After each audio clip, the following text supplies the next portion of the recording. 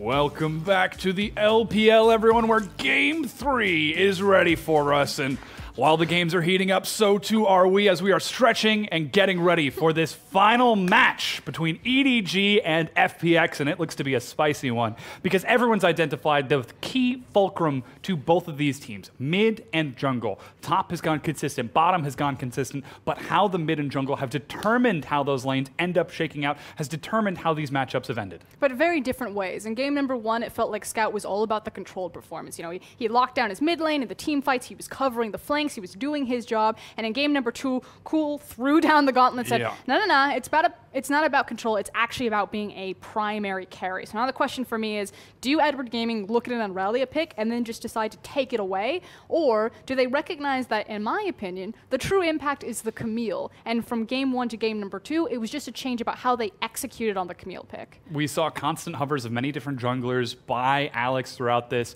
but we have to talk about how his opponent is going to be changing his strategy coming into this game, this final deciding match for EDG and FPX. Haro has been subbed out and Clearlove is making his return. Yep, and so now it's a question about how that champion pool changes, because there are very clear fundamental champion pool differences between Haro and Clearlove. Primarily that Clearlove doesn't seem to play any of the hard carry champions. So something like that Camille pick, Clearlove hasn't shown a lot of confidence on it. I don't even think he's shown it for all of Summer Split. Hasn't played a lot of the games, where he's been more about the Trundle, the Sejuani, the Gragas, these disengaged style champions. The classic pig on that Sejuani, the pig farmer himself, trying to equalize that matchup. But it should be noted that Sejuani, very clear and straightforward engage with the Glacial Storm. You just run it forward and land that. Trundle, same thing with the Pillar of Ice or Pillar of Filth, depending on your skin choice, to try and set up for the carries to find engage in this. So perhaps EDG could look to back away from going head-to-head against Alex and playing exclusively towards those lanes. I would hope so, and I really do hope so, but it just seems like EDG's style has constantly been prioritize matchup, particularly for mid and bot lane, sacrifice the top side of your map, and then the jungler just plays a security blanket. They just bounce in between mid and bottom, they've placed down some vision, and then they naturally win through their lane phases, as opposed to the jungler ganking repeatedly into lanes and creating advantages. And this is what we saw at Asian Games in 2018, in the grand finals, in which MLXG, one of the most aggressive junglers in the entire league. He is the most aggressive jungler in the entire world, Dom! He stepped back and didn't gank once. He hovered bottom and placed wards and gave up his jungle and didn't gank mid. All he did was hover behind Uzi and Ming and allow them to take an advantage and snowball through that lane. iBoy is absolutely the player that can do that throughout the duration of this laning phase.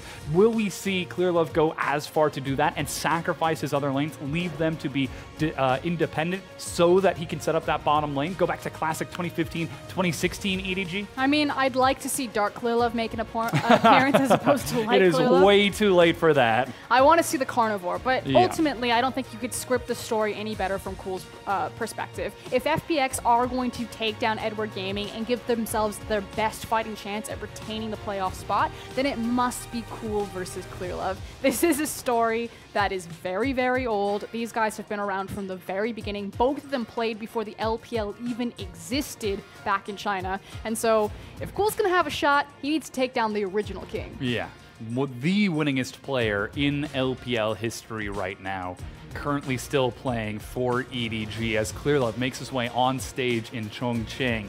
Much like in the spring split of 2018, mostly it's been Haro setting the new pace again. This is a team that's trying to invest in the future. Inevitably, Clearlove will have to step away from the team at some point, and we've got to look at how EDG are going to grow and evolve. We're already starting to see a difference between these two junglers, but for now, looking at today's match, Clearlove is here on stage to try to guide his team to victory. And that's the key point, it's a guide. We've seen Edward Gaming make a lot of shot calling mistakes. Yes, some individual mistakes in terms of iBoy's positioning and the likes, but ultimately when Clearlove comes back onto the roster, it's usually not a champion pool issue, it's usually not a playstyle issue, it's usually a confidence and leadership issue. You know, it's having Mako and Clearlove together, and that intangible, special something that it seems to create for Edward Gaming that have won them so many championships. And look at that, Cool showing some uncharacteristic nerves, biting his nails before getting into this final game.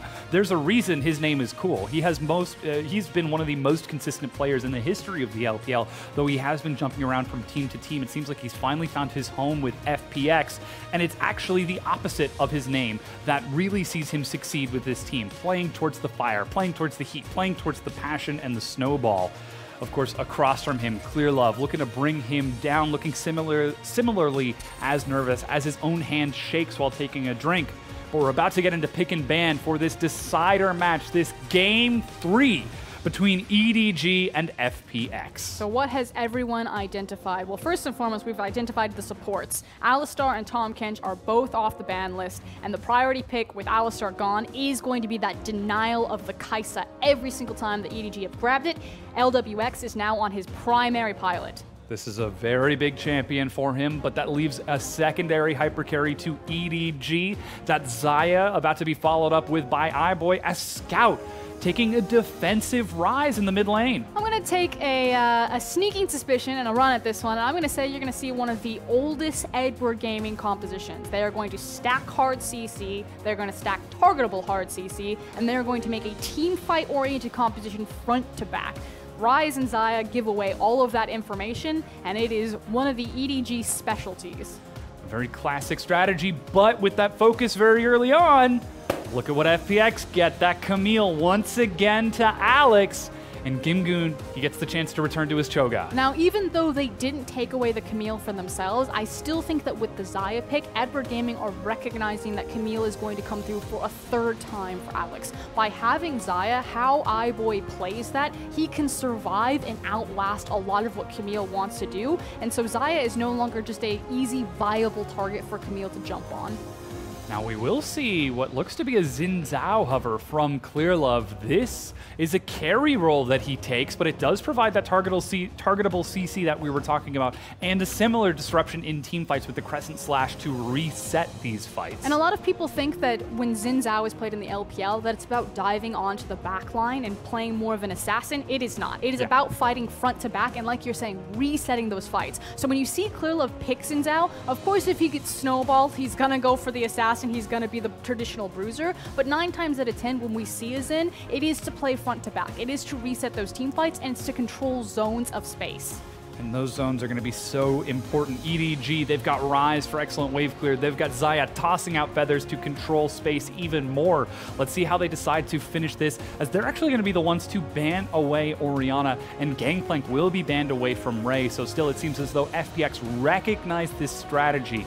Now, this matchup has been decided by mid and jungle in Game 1 and 2. Jungle's changing for EDG in Game 3, but FPX still might be looking towards Cool to go for something carry-oriented in this Game 3 if they want to try to close this out. I feel like they're trying to funnel Cool into either a Syndra pick or a Cassiopeia pick, which can leave him really exposed to a lot of ganks from Ryze and Xin Zhao, so he needs to be very careful. But I think it's pretty clear that EDG are going to be spending a lot of time mid lane just from their mid-jungle picks alone.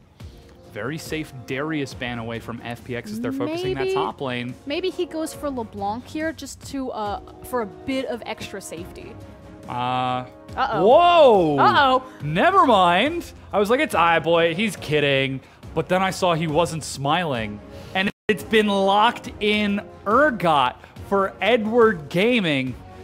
Don't forget the Urgot. I guess we forgot the Urgot. I mean, we thought that Edward Gaming, by running the exact same composition and a lot of the same champions back-to-back, that they were hiding their cards for playoffs, but when push comes to shove, it looks like they've been shoved out of it. So I expect that to be Ray or possibly even Scout as champion. In the mid lane, that could be very exciting to see the Urgot versus Aurelia matchup, because cool, he got MVP on the Aurelia in Game 2. Now he's warmed up, he is ready to go, and he takes it once again in this Game 3. We do see Shen locked in for Crisp in the bottom lane. Excellent engage with the flash shadow dash, excellent sustain in fights with Spirit's Refuge, and the ability to turn any fight anywhere across the map into a numbers advantage for FPX. That said, EDG are going to try to break that apart with what appears to be a Braum, one of Mako's signature champions. And again, this was another scenario where EDG could have grabbed something like an Ornn, and then that would have freed them up to grab the Morgana because they wouldn't need to rely on the hard engage of Braum by having the Ornn available. But instead, this is EDG uncharacteristically looking towards their top laner and saying, if we give you the resources, if we give you the champion that you want, this Urgot pick, we'll take the bullet for it. And we've seen this a handful of times. You can count on one hand the number of times that Ray has gotten a carry champion, and 9 times out of 10, he carries hard on that champion and provides so much, which always leads us to beg the question, why don't they play the top lane more? Why don't they let him get more carries and play this separate style? Well, that's not what EDG's known for. They're known for playing around the bottom lane. They're known for focusing on that bottom half. So sticking to what's safe, sticking to what's comfortable. But like we said, push comes to shove. They're forced out of their comfort zone. It's down to Ray now and ClearLove to upset this matchup. And you can already see ClearLove fast and furious on the mic. When they bring him in, it's to fix those decision-making issues. It's to be that shot caller alongside Mako. So 2 captains now on this EDG squad. They want to win because they want second place. This isn't EDG coasting into playoffs with nothing to play for. They have to make a statement, and they need to find momentum. This is EDG deciding where they're going to end up, taking their own fate into their own hands. FPX trying to do the same thing, the two of them in this arm wrestling match on stage, pushing back because today only one of these teams can emerge victorious and get that final step closer to playoffs. For EDG, they're already locked in, but for FPX, this could be their last game of 2018 until the LPL returns in 2019. Will it be on a big old W, getting them into playoffs and continuing, or will they find themselves struggling against longtime opponents and veterans of Mako and ClearLove and all the new blood that looks to bring it back? We load onto the Rift. This is the deciding factor. The early levels have been so important.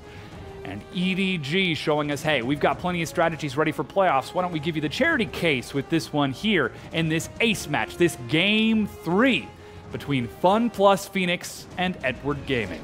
And the terrifying thing about both these compositions is you have 10 damage dealers basically on the Rift right now, so it's bound to be bloody.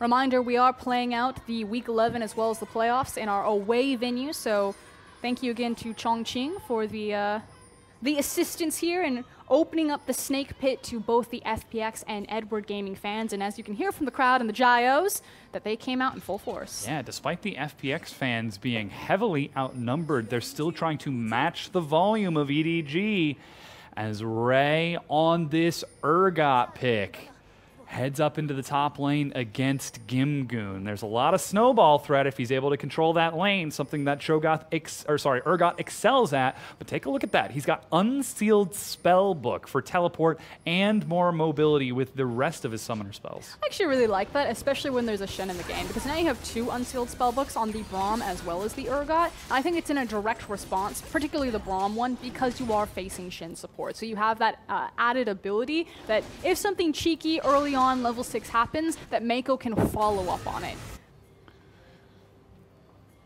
Speaking of something how that cheeky, shakes out as Alex is roaming bottom. No invade this time, but the flash, the shadow dash, the eye boy, the first blood FPX. and it feels like so many LPL bottom lanes suffer from Shen. We have some of the best Shen players, but we are also so easily exposed by Shen because we are such an aggressive region. If you're getting ready for Worlds, if you're trying to figure out how to beat the LPL teams, just a pro tip, pick Shen. There it is. That's an early smite used on a flash over the wall. Alex wants nothing to do with that targetable CC that we were talking about. Early push advantage for Scout starting to open up, but that Scout stepping forward. The stun misses. That's the ignite. Cool. Still getting some good damage through the minion wave, but takes some punishment back as it ends up being close to even. Just by the hair of his chinny chin chen did he not connect onto Scout there, forcing the flash. Now, Scout wouldn't have died had the flash. Oh, here comes Chris. It's round 2. The snare is ready, but even Gimgoon's getting in on the action. Alex finds himself another kill, and FPX, they're breaking this game open. They just Such a hard camp. Now, all of this does start because they did get information about where Clearlove was. Because the early flash came through from Alex, got the hell out of Dodge, didn't want to trifle with Zen into the river, especially when Scout had early rotation there, but having that information opened up that play. And if we talk about how EDG are all about the playbook, they're all about the control, you know, play a slow, measured, steady game, FPX is just firing from the hip. They're just quick draw. And that Wild West style has netted them 2 kills in 2 very important lanes. Here's the mid collapse from 4 directions. Oh my gosh. And if you're Scout, you're maybe expecting 1 person, maybe 3, but not 4. Yeah, who on earth can prepare What is he gonna do? against 4 members? It was a family excursion. They brought everything except the kitchen sink. That was LWX farming down in the bottom lane. He's cleaning the meals that they're going to be eating later as they start trying to push back, and that's a snare. He's stunned, and a flash from iBoy locks it down. Mako chases and gets the kill, but Crisp decides not to follow. Another stun, but he gets under the turret with a shadow dash. And iBoy with the flash blade collar. Good call from Crisp. I like the fact that he didn't try to trade 1-for-1 on Mako. Naturally, the Winter's Bite was just about to proc there, so recognizing, I'm not going to get this. If I stop out here, and if I don't waste everything to try to get away, it's just going to be a 2-for-none. And EDG, iBoy, and Mako pushing back against LWX and Crisp. As we said, the shotgun staying just a little bit too long in lane as he just completes his first recall. Here we get to take a look at this, and it's actually FPX who try to take the fight first, but LWX puts his back against the wall, steps up a little bit too far forward, eats the Winter's Bite, and there's nothing that he can do. It was holding the exhaust and perfectly timing it to bait LWX into the fight. That was mind games at its finest. Is immediately back to live and immediately more people in Scout's lane. Yeah, Alex is still pushing in. Scout's holding the wave as close to even so that it doesn't end up pushing into him, or even worse, pushing into the Aurelia and opening another opportunity for Alex to look for a gank. And it's 2 kills to 1, but EDG find themselves on the board, and we're still watching to see what Clearlove does. He is the wrench. He is the new player that is brought in on this Xin Zhao, and so far, it's been a whole lot of farming. I mean, frankly, he's got to get down to business, and he needs to either pick the mid lane or he needs to pick the top lane. He could go bottom. There's not a lot of flashes there, and they are very keen to fight, but I would prefer that he gives this Urgot a little bit of love, starts to get him going, because ultimately, for me, I'm not sold on the Urgot train. I know he got a lot of changes, that it feels a bit better in some of his trades and some of his lane phase.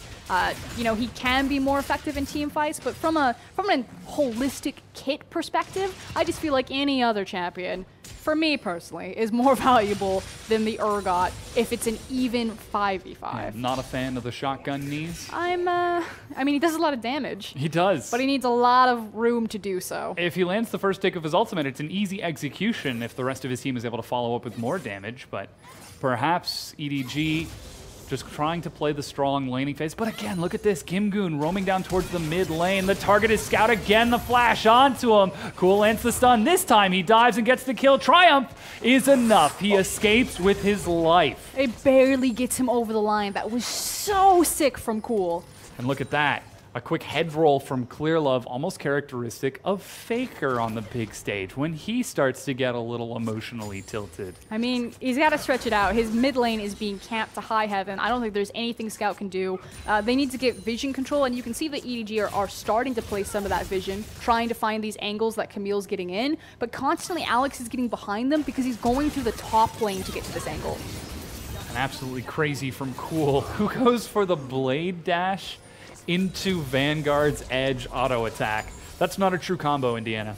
That's not a true combo. It's a brute force. It is, but it worked. They find themselves with another kill, and it's 3-1 right now. We're still looking to see what Clearlove does. He finally finishes off a recall in between the vision placed by Cool on the bottom side of that lane and the one behind Red Buff. But Alex, he's a non-stop ganking machine. He's a monster. He's found Mako. Sidestep gets him away from Alex's follow-up on that Shadow Dash. LWX trying to look for some damage, but he's only got Double Dagger.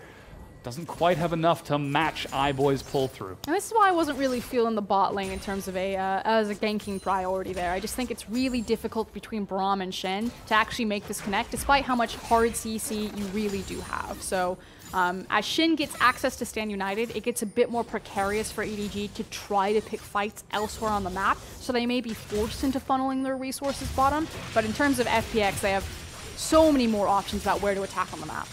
I think this is why we're seeing the Urgot out of Ray as he's just pushing back into Gimgoon and finally trying to control this wave, something he hasn't been able to do throughout this entire series. Perhaps now he's the one who's going to roam down and start to control the river, effectively denying Gimgoon the ability to rotate around without using his teleport. But that control needs to translate into something. So, you know, I'll jump full aboard the Urgot train as soon as Ray starts taking over this game or really becomes exactly a pressure valve. But right now, I just look at Cho'Gath, I'm like, he's got a silence, he has a knock-up, he can secure monster objectives. Got slow, true damage. Massive tank, like, I would almost always rather have the Cho. And handsome to boot. I mean, who can say no to giant slobbering maw of teeth like that?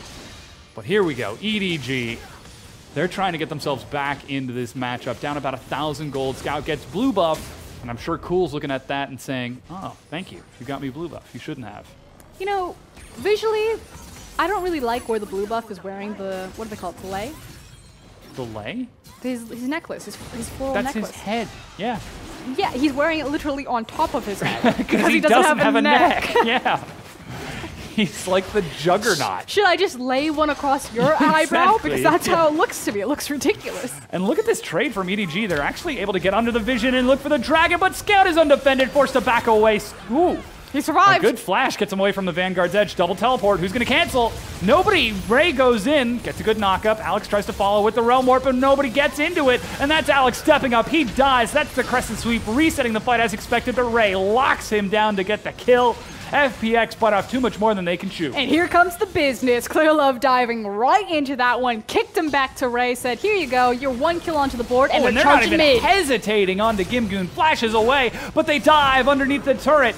The aggro is juggled expertly. Still don't have the kill, though. Need to finish it off. Gimgoon steps up, lands the Rupture, but Crisp cannot do anything. And once again, LWX is farming bottom. And somehow they're all still alive. Edward Gaming tanking that tower for that was a real long time, yeah. Felt like ever. But between Urgot and Xin Zhao, they make sure to get it done. And EDG suddenly right back into this game where it felt like for the first whole 10 minutes, FPX were running a train on them. Oof. Flash from Scout to get out of this. Good Rune Prison. But Scout just walks it back. And it still looks really messy. I cannot believe both of those teleports went through and both teams were, you know, okay, we're doing this, we're going in. Makes more sense for EDG because they knew that they were running up from the Dragon Pit. And again, Clearlove finally getting involved. Dives in, flips him back to Ray, and then they see it's just Shen, it's just Cho'Gath. Cho isn't tanky enough to survive this. We can make the dive. Just constantly juggling that aggro, as we mentioned, moving back and forth, trading their health happily to get the kill. And it was Mako and it was Clearlove that made the initial power dive there. So again, that dynamic duo, whatever it is, when Clearlove is on the Rift, Mako just looks like a completely different player. It's that veteranship, that decision-making that we were expecting out of the two. And despite Scout getting camped to, as you said, high heaven, he's still 100 gold ahead of Cool when it all shakes out after those kills. Now, Alex does have a gold advantage up top, but Ray is starting to open an advantage over Gimgoon, and in the bottom lane, we're seeing iBoy open another advantage. So again, it comes back to the jungle mid duo. FPX over-invest with the Camille and the Aurelia, but they need to convert off of it and not let themselves overextend. Now, good news is for both these compositions is that if the early game goes sideways, they both have late game potential. This time it's a bait. The Vanguard's edge. Clearlove over the wall. Rune Prison, but Cool is still so low. Stopwatch prevents it. LWX tries to chase, but can't get under the turret. Winter's Bite. He's stunned, and they aren't able to get the kill. He actually flashes over, but Mako's on the prowl. Mako's on the chase, lands himself the concussive blows, and continues to follow through. Oh boy, and things have gone from bad to worse for FPX. It's just a read. Edward Gaming now have their number. They recognize where they are. They've invested enough gold into the proper vision to catch FPX setting up for a play like that and immediately respond. And all of the early game control that FPX had by ganking mid, by controlling that lane, by controlling the river, is suddenly turned back into a lead for EDG in 2 quick plays. EDG identify the plan from FPX and open it up in a Realm Warp. Gimgoon gets chased down, and a fear beyond death from Ray gets himself his 3rd kill of the game. And now EDG are starting to open up the map. They've decided that they're going to play a little bit fast, a little bit loose, and they're meeting FPX blow for blow. But again, EDG just have the right read. It's Mako and Clearlove again. They're sitting in Scout's back pocket. They're ready to finally help him out with the multiple ganks that have been leveraged at him. Good shield also. The fact that Scout manages to survive the Kaisa engage by getting the proper shield and turn around underneath the tower. And that's the difference between Scout and Haro versus Mako and Clearlove, as we should still include Scout in that endeavor, but I feel like it is the Mako Clearlove duo who are following up, moving around the map, and matching the plays that FPX are trying to make. But again, back to the primary point, even if anything goes sideways for the first 10 to 15 minutes for both these teams, they do have late game insurance policies. So Edward Gaming, they've kicked their way back into this game. They're starting to set up a very healthy lead for themselves, especially on this Urgot 3-0-0. I wanted to see the pressure valve. I wanted to have confidence about the pick. He's got the gold to give me confidence. Yeah. But that said, FPX, they have Kaisa, they have Aurelia, they have Cho'Gath. They still have multiple ways back into this game, and the series isn't over. Now they're controlling this mid lane with Clearlove and Mako, maneuvering around Vision, setting up total control over the river, and even Mako matching the level of Alex on that support Braum. Over the wall, Cool finally going to be picking up this blue buff here, but EDG, they've taken bottom tier 1.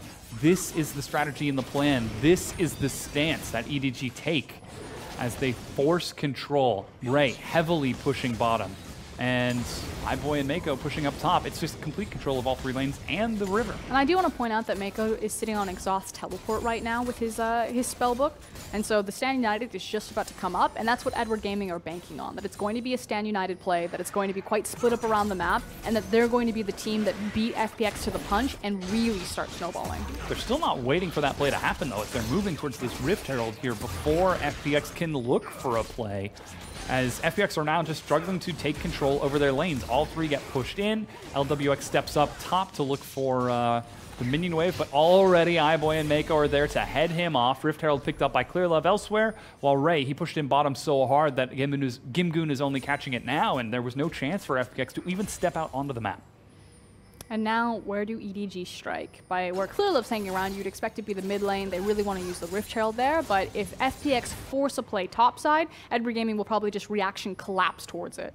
Good board, though. Spots out everything and at least gives FPX the information to say, we're not going to force top, we're not going to force mid, we're going to sit back and just chill a little bit. EDG in response, they're like, force mid. Yeah, exactly. Grouping up as 4. Even Ray pushes in a bottom lane, sitting on the teleport, but might be able to make it in time for this charge. Despite Aurelia having pretty good wave clear, she needs to get up close to the minions to do that. With a big full Chelly charge, it breaks down, and there's still no minion wave just yet in the mid lane because the next wave is a cannon, and in between waves, she gets her second charge. The only unfortunate for Edward Gaming is that it's an Ocean Dragon as opposed to a Mountain or an Infernal. So they use Shelly effectively, they do break that mid tower. The easiest one now is going to be that top tower, but ultimately EDG, they should take the dragon, they should make their backs, maybe pick up their secondary items, and then start grouping together for these big 5v5s. FPX, they find themselves completely out of their element. EDG, through 2 big fights in the mid lane, have completely taken control of the game. They wait for their opportunity, and they strike. And the next dragon will be an Infernal, so at least there is some incentive to get towards that, but even with FPX trying to lunge out into the top lane and push a minion wave in for some damage onto the tier 1, that's the teleport paying off. But at least FPX know where Edward Gaming are going to strike next, which is going to be that top outer by the looks of it. You can see that they're looking to park both iBoy and Mako into the mid lane, and then just have Mako either flex between being in that mid lane, being in the top lane. Grab iBoy some free gold. You can see he also wants the wolf camp. Yes. And then when time comes, they're either going to rotate top, or they're going to make a pick into river and try to exploit there. But we're waiting on Baron for EDG for the next big move. They're hunting, but they don't have anything to really commit to outside top tower. Currently just controlling the vision around this side of the map. As you said, Mako flexing around with Scout and Clearlove, slow lands onto Crisp, and just walking forward zones him back. That's that bloodthirstiness of Scout rearing its ugly head. Only this time, that ugly head has got 2, 2, and 5. 150 CS against Cool on that carry Aurelia, and is happily split pushing in the top lane. But FPX know that EDG want to be here, so they have these tiny windows where they can try to rotate Gimgoon and try to get a numbers advantage, or at least force the TP from Ray, before Gimgoon then has to walk all the way back down, push out this wave. So it's in those windows where Gimgoon is on his way back up towards his team that you're looking at FPX either finding a flash taunt, or a stray W, or some sort of pick. Because if they just try to hold the position against EDG, EDG will just break them. That won't be a winning maneuver for FPX. They're on a clock. And that's what we see here is EDG maneuvering towards that top wave. It crashes in, and with 4 members, Ray holding down in mid lane, they're able to break down the top tier 1, not even staying to finish it off as they allow the minions to do most of the work and just constantly maneuvering back and forth. This Baron is going to spawn in 2 minutes. All of the outers have been broken. EDG, this is the game plan that we have seen, and that Kai'Sa sitting only on the Guinsoo's needs a few more items if she wants to try and match the damage of a 2-item Xayah. And on the other side, the fact that FPX do have a Cho'Gath, though, may actually delay the Baron play from Edward Gaming just because of the possibility of a flash feast to interrupt things. So I'm curious how aggressive EDG will play around this Baron objective, not necessarily in just taking it, but also using it as a lure for FPX to continue to push the game, which is why Ray's going to be the breaking point. So Urgot, he's got access to the Black Cleaver. I'm sure if he's left alone with Gimgoon, he will have kill pressure onto the champion if he doesn't bring a sidekick. Now we see Alex on this side of the map, and there is some defensive vision from him. Could there be an opportunity for FPX to try to focus on Ray, or by showing themselves bottom, would that be overextending and giving an opening to EDG up top? Well, they have a tiny window to do it before the Baron spawn, so if they want to do it, they need to do it now. I actually don't think FPX know if they can 2v1 the Urgot. Not a lot of teams have experience with the champion. But Gimgoon is one of the few that has played it before, so hopefully they know. It would be him, though he does have, as we said, There's the righteous Gimgoon. glory. Whoa! Chris tries to get the fancy shadow dash, and Cool gets left out to dry as a result. Forced to flash over the wall. Alex dives into the back. He's looking for iBoy, chasing him down, and they find the kill with Gimgoon getting that feast that we were talking about. Now it's up to ClearLove to get it down, but Ray joins the fight, and Fear Beyond Death once again, a double kill. Realm Warp gets Scout over the wall. He's chasing on to LWX with a straight stopwatch, tries to bait them in, but nobody takes it. And Gimgoon gets left out to dry. And the big thing is that with the Cho'Gath down, the Baron is going to be spawning in 3 seconds. It's very easy for EDG to then fall back towards the Purple Worm if they choose, or try to push that mid tower that they already made a lot of damage on with the second Shelly charge. And that's the trade-off. Yes, FPX, you dived. You found the kill onto iBoy. Congratulations. But what of it? You gave up 3 kills of your own and complete control over that Baron pit. In fact, they're not going to do either. Instead, they're going to back. Everyone's going to grab control wards. And I think what they're saying is that enough big ultimates and flashes were burned in this engagement that they can just force another fight, then clean it up and take a safer Baron. That was actually off of a great play from Gimgoon, getting a huge teleport flank to get in and find that 1 kill. So even in that, it was a bit of a messy fight for FPX. But we'll see where they decide to go out of the back of this. But it's just an easy chase from EDG. Though Scout, not quite sure what he was thinking there. I mean, it was a disaster fight from FPX, just the decision-making alone. You know that EDG are hunting around here. The Baron hasn't spawned. It's just a blue buff. There's no reason to lose the game over that. And even though it didn't translate into a tower and didn't translate into the Baron, the gold discrepancy enough. That's now, what, 7K? Real big. In favor of EDG. Look at iBoy's items versus Kai'Sa. The next team fight, with all of these flashes down, that's the nail in the coffin. I mean, it's 1,500 gold advantage for iBoy, another 1,400 for Scout in the top lane, 2,500 gold for Ray as he is 6-0 in that top lane. Even the support is 1,400 gold ahead as Mako has been picking up a huge number of these assists, just tag teaming with ClearLove, following up on Scout's aggression to find these kills. And somehow the senior veteranship, the senior shot calling of ClearLove weathers the storm of FPX's early aggression in the mid lane and easily turns it around at the 21-minute mark. And as you said, they did pick up a whole bunch of control wards. They're back out onto the map. They don't have complete control over the Baron pit and are now setting up on the bottom side. I disagree with what Edward Gaming are doing. I think that they're really afraid of looking at the Baron, but they keep pinging it. But why would you go spend so much gold on control wards, place it all down bottom?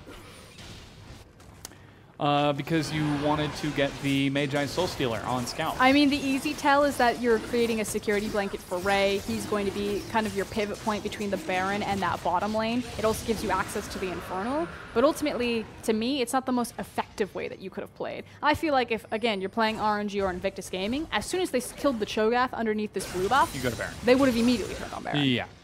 Perhaps EDG playing with their food a bit, knowing that they have got the flexibility in point standings to try and flex back over their opponents. And as we saw in that game too, it's not just a matchup between these two teams. It is very clearly personal. They lost a lot of time here. They go and they've sweeped out the Baron pit, but again, they lost a lot of access to their previous control wards, and I feel like what could have been a 20-minute Baron, or just about, is probably going to be closer to a 25, 27-minute Baron now. If they find an opportunity to, as FPX are starting to get some items of their own. Triforce finished off by Cool. He's still building towards what looks like the Titanic Hydra. LWX getting pretty close to that Nasher's Tooth. Still not going to be quite able to match the damage of that Xayah, but at least he'll be able to chunk out some of the squishier members of EDG if a fight were to break out. And that's why the Baron timing is so important. It's because Kai'Sa is getting closer and closer to those big damage breakpoints. In fact, I'm sure that after this next wave, if he makes his back, he'll have enough gold for his item. Yeah. There we go. That's the recall. Scout is split pushing bottom with teleport, so it does look like that's EDG's game plan to play around that Baron right now. As a BF sword has just been picked up by iBoy. There's the Nasher's Tooth from LWX. We'll see what he decides to go for third. The Rabadons for massive plasma burst, or the safety of Azanya's instead, as that'll speak towards his play style on the champion. But Cool, setting up a stun, forcing Mako back. Finds iBoy separated. He takes to the skies. Cool stun, but uses a stopwatch. Teleport gets Scout in, and that's a quick trade around. Cool forced to back away. Shadow Dash from Christmas. He goes deep. LWX dives in. He's killed iBoy. Flashes over the wall. Realm Warp. He takes the long way around, but is flanked from two directions. And how on earth did Ray land that? No one will ever know, but somehow he gets the kill. Kill secure. And again, 3 kills for 1 for FPX. Yes, you kill iBoy. Congratulations, but at what cost? And Edward Gaming are just so far ahead of FPX at this point. The gold lead is just speaking for itself and just straight face tanking the tower. It is doing no damage to Urgot right now. Yeah, Ray is real big. I believe that puts him at 7-0 with that kill as the inhibitor is broken down. Alex and Gimgoon pull back, and EDG make their way out of the base, deciding not to finish it here. And it's just a fundamental collapse from FPX. This is multiple times over the course of the series that their key players, Cool and LWX, have just frankly been caught out of position. Cool thinks that he can make the play onto iBoy, doesn't respect the vision control that EDG have, and he finds himself far deeper than he ever wanted to be. LWX says, I'll try to make the hero play, and then he's stuck between a rock and a hard place, which it's Rise and it's Urgot. 9,999 true damage is a great reminder to LWX that positioning is very important in these fights, but Baron being started off by FPX, not EDG. They're making their way out of base after some late recalls after taking down the middle inhibitor. They're trying to force a fight here. The target is iBoy. Once again, Alex goes in. LWX dives into the back. He might be able to kill it. This time he does. LWX trying to heal it out, but finally will end up dying to Clear Love. But with that damage source dead, it's all down to Cool. He's over the wall, forced to back out. Blade Surge is ready, but Clear Love stalls it out. Rupture as Gimgoon soaks the hits, gets double knocked up, triple knock up, and will die as Ray gets himself another kill and a triple to Clear Love. And Ray denied Clear Love the Quadra. Where is the justice there? At first, that team fight looked very sideways for Edward Gaming. I thought for a split second that FPX were going to be able to capitalize there, but excellent CC and target selection from Mako, Ray, as well as Clear Love to turn that one back around, and I believe also a stopwatch? Yeah, Clear Love stopwatch. 5-0-11 on Clear Love, 8-0-2 on that Urgot, and here's the fight again. And again, miscommunication. Are we forcing the team fight or are we staying onto the Baron? And it looked like Gimgoon was a bit slow to the call. Now at this point, you're thinking, uh-oh, Cool may actually be able to hard carry this fight. The Aurelia has done a ton of damage. It looks like they're going to come through, but Clear Love uses the stopwatch, doesn't fall, they don't change targets soon enough, and Ray is just full health. Urgot, just sitting there. With Flash, I might add, throughout that entire fight. Didn't need it. As the monolith of death was able to just walk. He's 8-0-2. No one can He's do anything. Huge. With a stopwatch. Is big man, big boy. Big tank. Yes. Big damage, big execute. Absolutely a big boy. As, they're going to find Mako out of position. iBoy is there. The door gets raised by Mako, and he steps away from the plasma. Cool on the side, pulling the minion wave, but Scout looks for some damage, eats himself a stun. Gimgoon drops the feral scream, but here comes Ray. Chugga-chugga-choo-choo, the train of death, chasing it down. Ray flashes in, lands himself Fear Beyond Death, but does he have enough damage to get the execution? Finally pulls it in and chases it down. iBoy gets the kill, and Ray with the stopwatch stalls it out. elsewhere. The rest of FPX were dying to other threats, but here we go. Realm Warp onto the inhibitor as EDG are trying to end the game right here and now. And they've done it. Ray responds back to the base. He's got the TP in the back pocket. It looked so much more confident from EDG this time around. 10k gold advantage, diving onto FPX, and they will clean up the series. And with Cool's death, they turn onto the Nexus itself. As you said, closing out the series, taking the 2-1 victory over EDG. Our producer just came in and handed us a belt. Should I be putting this on? Or should I be popping it after that performance? Because that was rough. Real rough. I think it's a prop to say how rough it was. In all honesty, that Urgot wasn't a fan of the pick. Still not really a fan of the pick. I think he was the byproduct of a lot of different factors that came into that. That said, he understood how powerful he was, he understood what he needed to do on the champion, and he did so brilliantly. So congratulations to Ray, and congratulations to Edward Gaming. They are that much closer to taking second. Yeah, controlling those side waves and making sure that he's got some push and can keep Gimgoon busy, because Gimgoon was the volatile factor throughout most of those early trades, throughout the chance to try and open the game up against EDG by participating in those fights across the map with or without his teleport. But still, we got to look towards that mid-jungle duo. Clearlove, we asked questions in the early game. Where was he? Is it going to be light or dark? He was just waiting for the right opportunity. Now back to the standings. At this point, what needs to happen for FPX to retain the spot is that Snake must lose both their sets against Team WE as well as Edward Gaming. Now, they did their job in that they wanted to have one game or one takeaway from EDG, and they managed to do that, but unable to take the series. And 28 minutes in, EDG close out Game 3. Taking that big W, and as you said, FPX, it's no longer in their hands. It's up to Snake to see who will take that final playoff spot. It means that if you're a Cool fan, that you are now the #1 Team WE fan. Yes, because they're going to be playing in our next matchup, and that one very well could decide that final playoff spot. But EDG, that was rather unexpected to see them come in that furious in Game 3. Game 1 and 2, they've been looking like that standard EDG style, a little bit reckless. Yeah, they've got control. Yeah, they've got aggression with the jungle through Haro. But when it came down to Game 3, when it came down to that deciding factor, they played like it was playoffs. Like they had that playoffs buff already prepared. So they're showing, hey, they're prepared. If that's their playoffs performance, then I don't want to see Edward Gaming in playoffs. I still found a lot of faults with that game. Certainly. FPX basically threw advantages time and time again at Edward Gaming, and all they needed to do was catch them. That was never EDG manufacturing their own advantages outside Game 1 and Game 2's early game plan of when they invaded the jungle and likes like that. So EDG have now locked second, yes, which means that they're on the same side of the bracket as Invictus Gaming and have moved away from RNG's side of the bracket. At least they're dodging one side. Well, but ultimately, I still think that this is a very weak and a very fragile Edward Gaming. Especially going up against Invictus Gaming, who have been on an absolute tear throughout all of 2018, coming into Spring Split, and very nearly breaking the record of having the highest game win-loss record throughout the duration of the entire split. The only team to have beat them, I believe, was OMG by Edward about Gaming. 2%. Was it actually EDG? Well, OMG hold the split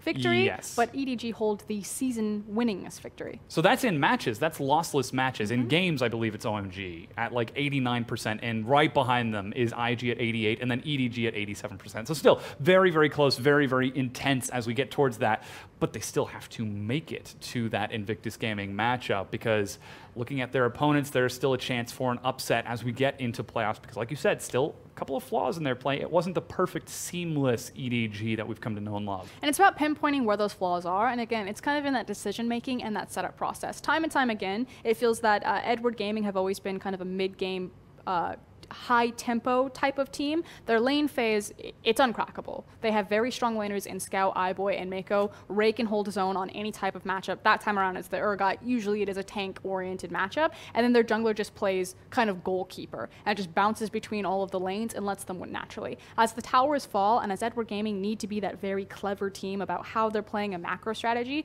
whether it's because League of Legends itself is no longer as macro intensive as it used to be, if it's because more superstar talent have been injected into the league and EDG no longer just have the best players in every position, or if it's a combination of those two factors, which I think it's primarily that one, EDG have slipped farther and farther and they haven't changed up their identity. And when they then start to struggle with making correct shot calling plays, that's when they start to find themselves in very precarious situations heading into playoffs. And this is where we talk about it being the transitionary year of the LPL. This is a year that very well could define who the LPL is going forward, and more importantly, how teams fit in this ecosystem. Because if EDG cannot keep pace, RNG, IG, JD, these teams are showing that they can. But that's the thing. If you ask a Western viewer, especially an international viewer, who is the LPL, everyone is going to say RNG. And can you fathom a world, if you're a hardcore LPL fan, where it's not EDG? Where it's not Edward Gaming, the most dominant team that the LPL has ever created, is going to be wiped away from the history books in a single year by Uzi ascending to godhood and taking every single crown back to back to back. Something that not even FLICKR had the opportunity to do because Rift Rivals didn't exist in his prime.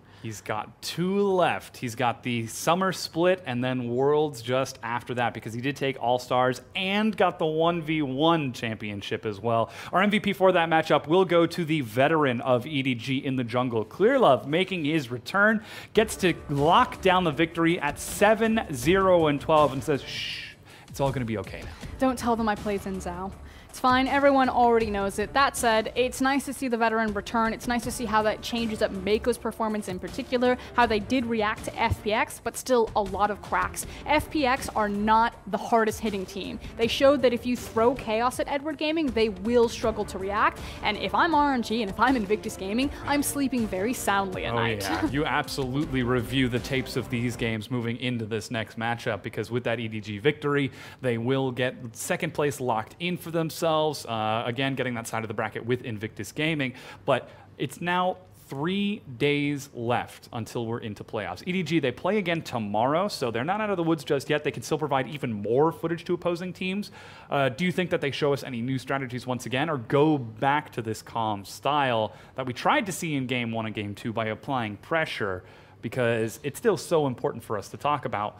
This performance defines how they're going to look moving into playoffs. It's 5 days away. I think the most important thing is combating burnout as well as creating motivation. I don't necessarily care about hiding or revealing strategies. I think that ultimately when we come to playoffs, the playoff meta will be determined. Everyone's going to play the same champions. It's very rare in the LPL that we have a very, secret, deep pocket pick. I expect that maybe for Rogue Warriors, but otherwise I don't think any other team will grab something weird. And at this point, it's been a long year. It's been a very long split. Let's get everyone rested up, because like you said, it's only 3 days to playoffs.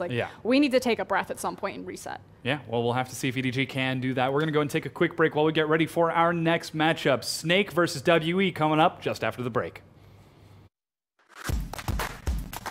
请重庆的召唤师们继续带给 Snake 力量，雄起！